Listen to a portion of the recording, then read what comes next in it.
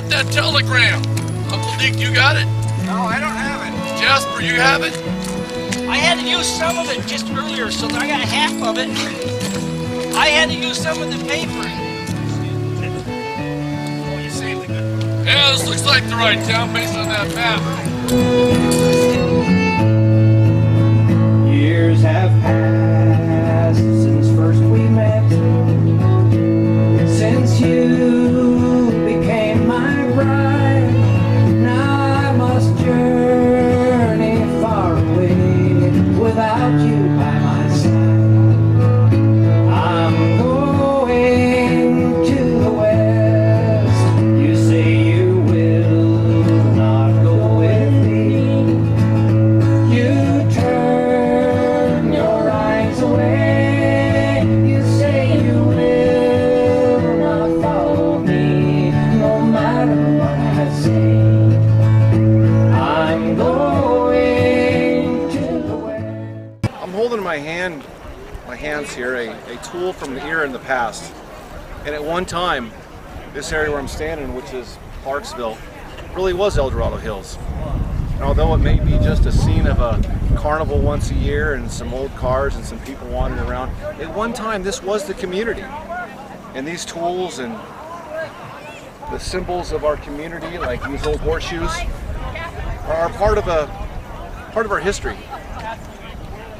Part of a culture that was present here in the area, where we had agriculture, people trying to survive, having to get by with chopping their own wood, growing their own food.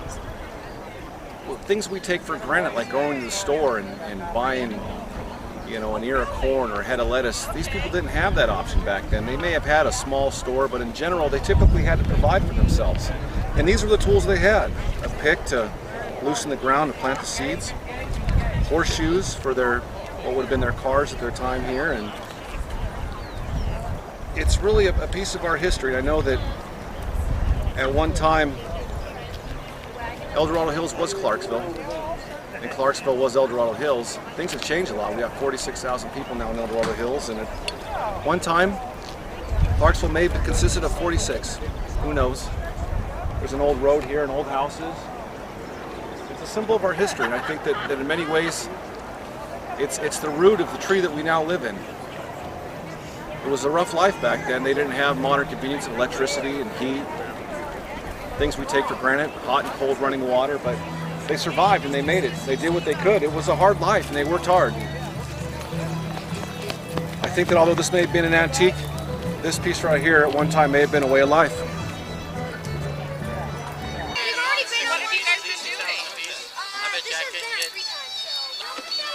They were originally bred for knights.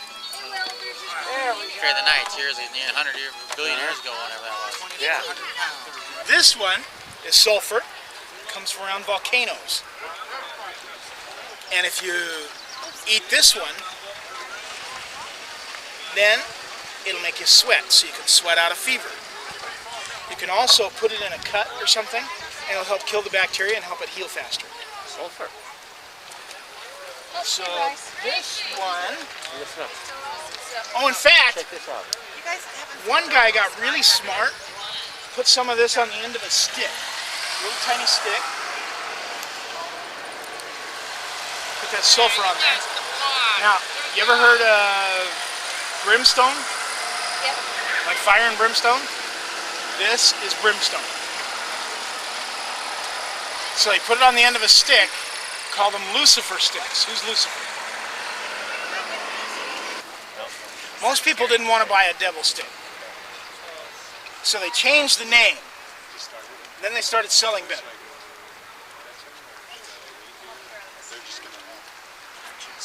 Matches. You know the funny smell on a match? That's the sulfur. About 5 years ago with just Tevas on and shorts and a tank top. Guys were throwing hawk. Guy, hey, you, come here. I go, okay. You want to throw a hawk? I said, how do you do it? So he throws the hawk, you know. Yeah. So I get it, you know, and I go, boom, stick it dead center. He's like, wow. I go, wow. Boom, almost center. Boom, he says, boy, you're pretty lucky. I'm going to Kit Carson Mountain Man. I've been throwing hawk for about 20 years. Oh, he's like, oh.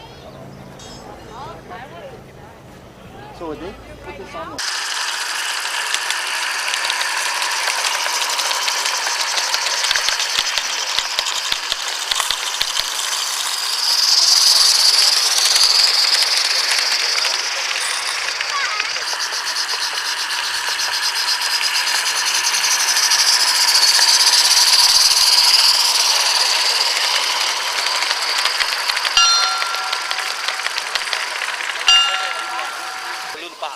Put crystal on top of that so you don't have chain fire. Then roll her over. Then we put the caps on here. And then what I do, I take and I seed each cap down with my hammer. Because a lot of times the first drop down in, the cap won't go off. It seeds itself. Then the second time it will fire. But that's how it just boom, boom, boom. But if you don't grease them, you'll get a chain fire. I mean, it's just fire will come out all over the place there. And you don't want your hand anywhere. I have a walker. I mean, this is the walker, but I have a third Dragoon that's got a. I have a stock that goes on it, and you can screw a stock onto it and shoot it as a rifle. But this one is there. So they only made 1,000 of these for the military, 500 for civilian, and they weigh 4.5 pounds. Yeah, they're heavy, I know. And there was mainly a saddle gun. What'd you say?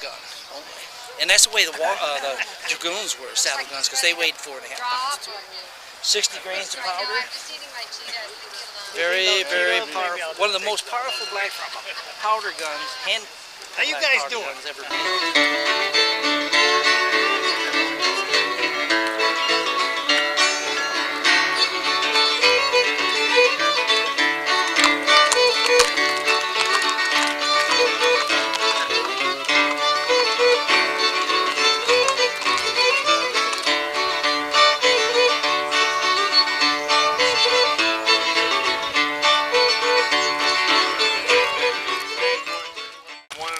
miles to 4 miles apart. So we always require that there's a ground person on the ground.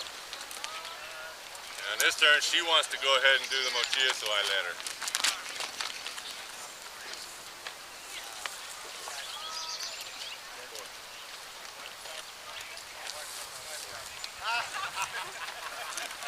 And you notice she approached kind of slow, because these horses, they've done this for years, and they realize once they put this mochila on, see, now she took his place.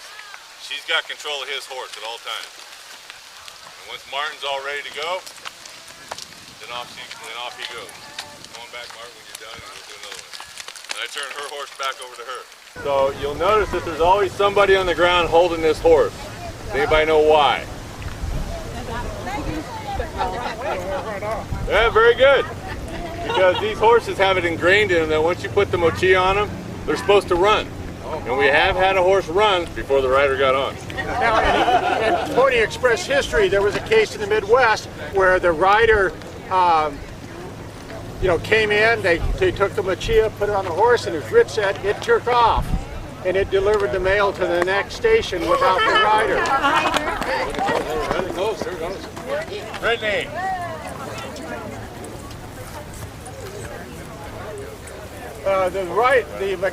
The saddle that the Pony Express used was a McClellan saddle. Had a deep seat, and a rider could sit in that thing, and if they were tired, they would fall asleep. Home station is where the rider. So the rider left Sacramento. He went to Polly Pines at the Sportsman's Hall, and he would stop, and the next rider would take off and go on into Nevada.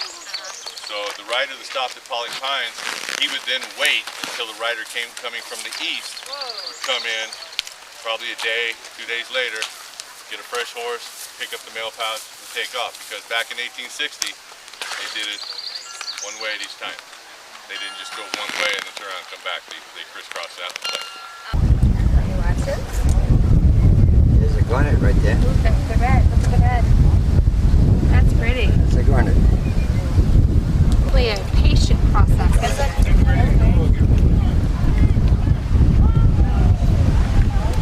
And I had somebody teach me, but then after 2 weeks of working at it, finally he told me, he said, now I'll show you some of the secrets that I have learned. And with that, he was starting to show me how to get positive color. So And then from that point on, he said, you never want to close your day without color. And so that's exactly what I did. Every time I go out there and I pan, I always come up with color. 9 times out of 10, it'll be a lot more than just color. It'll be nugget.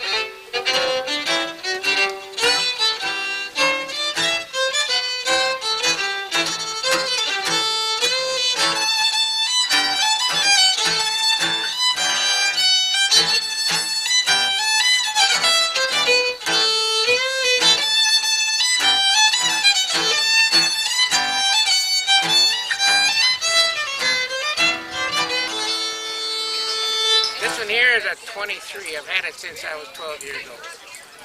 I'm the second owner on this one.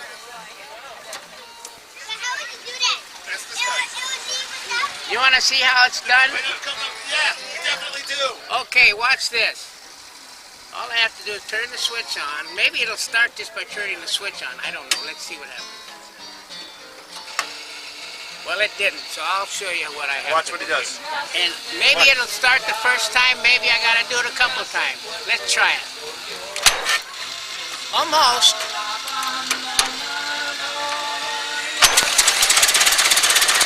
There it is.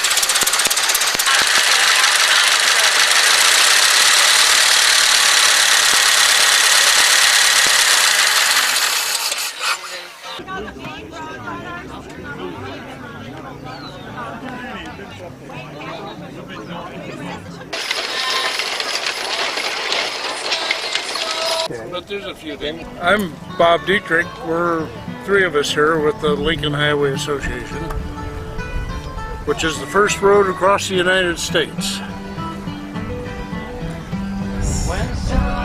And Clarksville is one of the little towns that was on the original road. This road through Clarksville is the original Lincoln Highway, paved in 1916 by Folsom State Prison prisoners. Bob's our national president, and Joel here is the Vice President of the California chapter. This was still in use. This was Highway 50. Federal government mandated that you could not use names for highways in 1926. You had to have numbers, and they put numbers on the roads. This became Highway 50, but people drove this. The new Highway 50 didn't go in until 1940. 40s. They used this. This was Highway 50 from 26 to 40.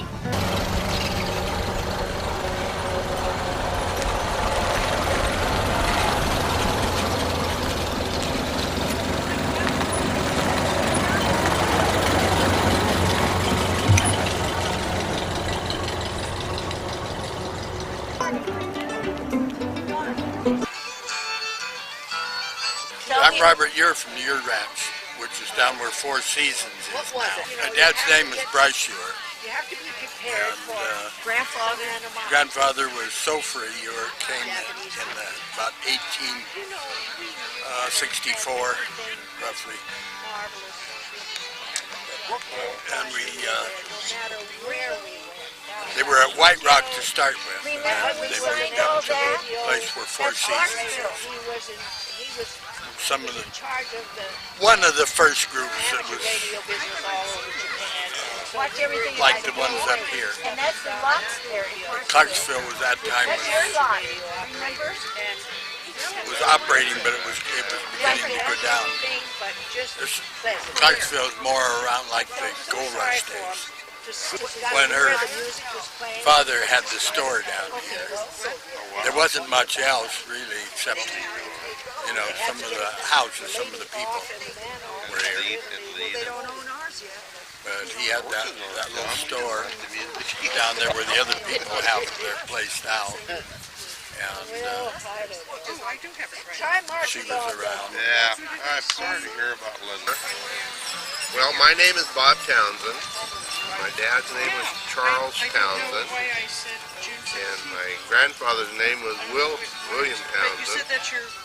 And where they live? Well, my dad lived at 808 Natoma Street in Folsom from 1926 forever. And he was born at Folsom Prison in what's known as Repressa in 1921. And my grandfather lived on the ranch until he moved to Folsom Prison in the housing. We had a ranch at Mormon Island. I don't know.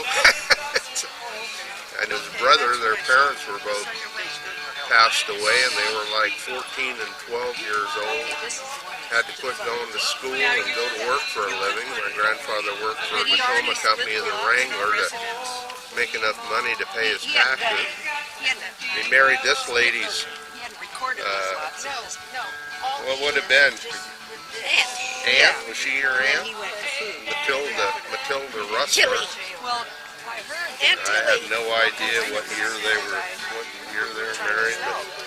But instead of going to a funeral to see your relatives, we get an opportunity to come here and see each other. And at my age, I'm glad to still be here. Glad to still be here.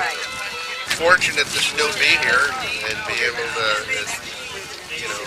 very thankful for the people that put this together every year. Keep it going. Well, I'm Don Rustler. And I'm Joe, his wife. My grandfather came here from Germany when he was a kid, used to 1870 or so, and lived half a mile up the creek from Clarksville here. My brother Bob. And then my dad eventually had a house down here in Clarksville, and we still have the property there. It's just a small town lot. He got there, and 2 or 3 days later he got sick. And somebody knew something Glad to come about back here to Clarksville every year to see what's going Put him on. on a sling between 2 horses.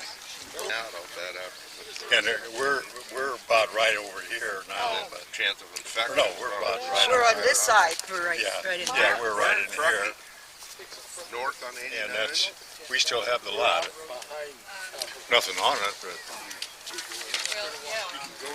down to the creek here, and still get gold out of the creek. They do a lot of ice fishing.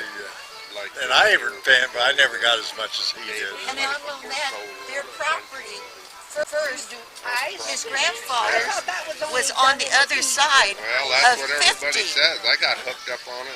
And there's a house over back, there. and I There wasn't ordered any 50. a gas No. off there for But I'm telling holes in from the ice, and the where lady we are. Anyhow, and then they would walk to this school. doesn't get that. And they found gold along the trail.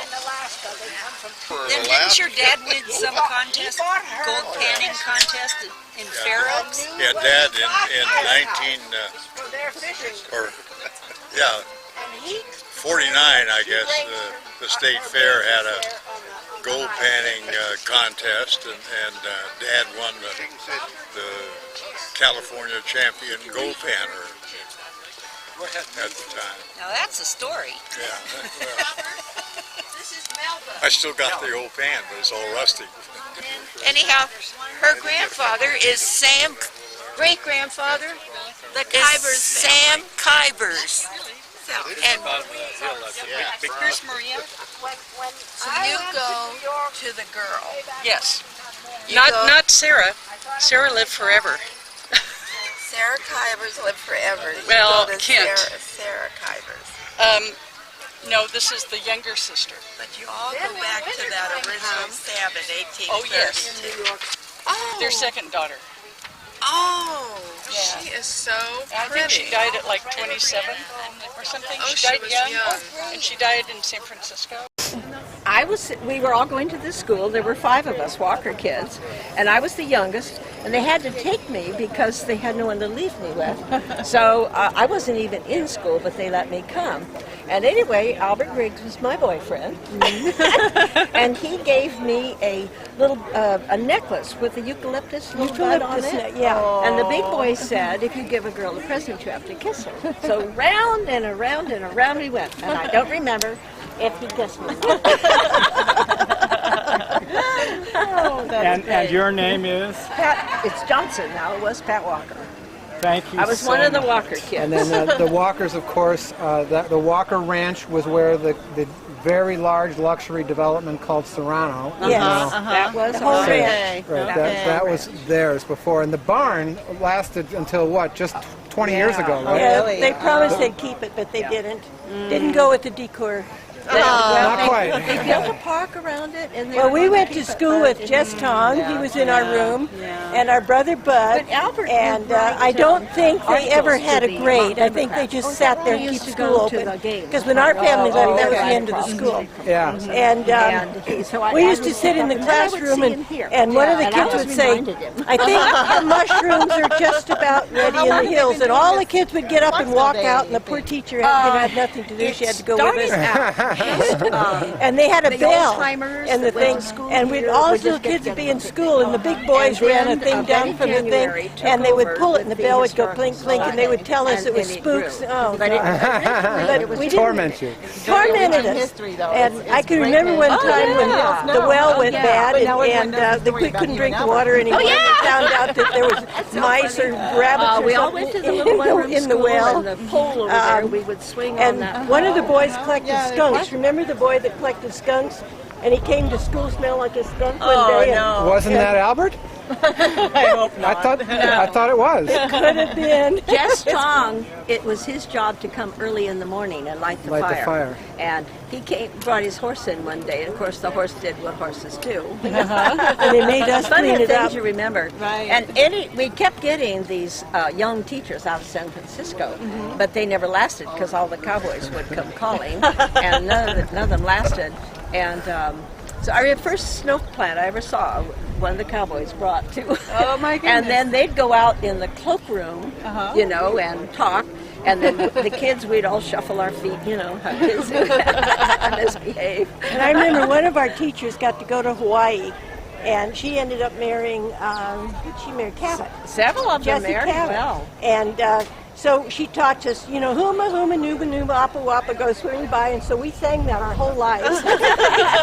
It's the only thing I remember from this school was that song. 1 little, 2 little, 3 little Indians. Oh, we did the Indian thing. That's how we learned to count. So how many people lived in this house, and who were they? Well, We started out with my great-grandfather Leonard and his wife, and she already had 2 kids when they got married, and then they had my grandfather, and I don't know how many other kids, I can't remember, but then my grandfather, Al Morand, lived with his wife, Clara, my grandmother, and they had 4 children.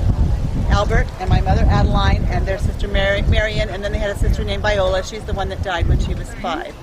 So that's all those people. Yeah. And then I guess after that, nobody. Interesting. So yeah. Great-grandfather? My great-grandfather and my mother, yes. Yeah. All in this house, yes. And I had And no what idea. did they do for a living? My grandfather was my great-grandfather was a blacksmith. Well, he was a miner at first, and then he was a blacksmith. That was Leonard, the first one that lived here.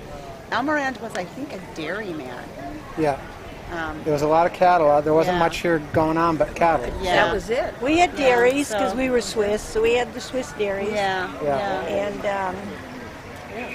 The Jergers, everybody was all cattle. And you guys should all make sure you talk to John Ewer. He Okay. ran dairy here until. Oh, cool. Okay.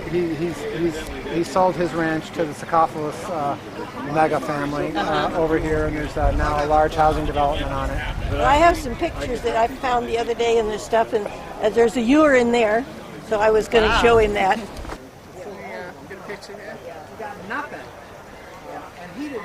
That's Grandpa. He owned the Walker Ranch. And we were the grandkids.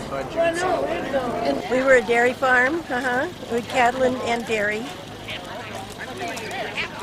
But this was our winter range. In the summer we went to Tahoe, Blackwood Canyon, Tahoe, and took our sheep and cattle and dairy up there. So my sister had a lot of pictures of the school, but she forgot to bring them. This is Pamela Payan from Payan Road, off of White Rock Road. P-A-Y-N-E. P-A-Y-E-N. And she's here for the first time, and she's brought a number of different pictures of the region, the area, and it's just fabulous. And she's just really a really great addition to Clarksville Day. One of the things that I brought today that you might find interesting is our ranch that we still own right over the hill here. We've owned for 161 years. I'm 5 generations, and still a cow-calf beef operation is where we used to, up to 1960, here at White Rock Road at the train station, where we take our cattle and load them from here to the valley to go to Truckee to the mountain ranch. And that is all still in operation with cattle, but we do it by trucks now. And the only thing is that when they used to put the cattle on at White Rock, and they took them to Sacramento, and a lot of the cattle got down and died. And so after that, then they went to Rockland. Rockland, yeah, ours winter, yeah. Because it was closer. Right. So that they wouldn't have to stay overnight. Right. And our cattle from here went right in straight up to Truckee. And then there's a barn down there at White Rock, and it was right on the other side where the depot was. Right. And they moved it. Yeah, it's Yours not moved yet. it across. Just picked it up one night, and it was over on the next property. Now it's fallen down. It should be preserved. How many people live here at the peak? Don't move. No, none of us. 10,000, she says. Everybody who believes that, raise their right hand. What's that? Madeline says 10,000 people live here at the peak. 10,000. 10,000? 1865. In 1865. She remembers. I was